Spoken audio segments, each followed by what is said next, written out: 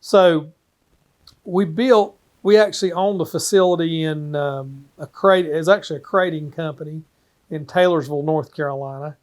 And when I was a child, I grew up there working at that plant.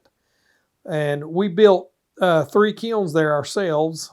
And we incorporated a lot of the designs that my father had, gotten head knowledge of when he was at Broyhill Furniture. So we tried to solve a lot of the problems.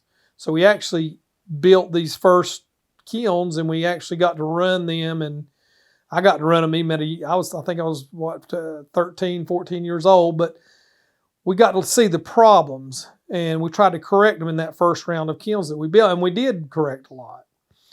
And that kind of osmosed into, people came around and saw the kilns and they liked the bifold door, they liked the venting system. And then people started wanting them. So that's kind of how we got in the business. And then shortly after that, my father got a patent on the wet air venting system, what we call wet air venting, which the way it works, when you're rotating your fans towards the front of the kiln, you have a powered vent in the back that has a fan, a 24-inch fan with a 2 horsepower motor. And then you got an inert vent in the front. And the way this thing works, if you're blowing towards the back of the kiln, the main fans, then the little fan blows in. So they're almost fighting each other, and they force the air to go through the lumber.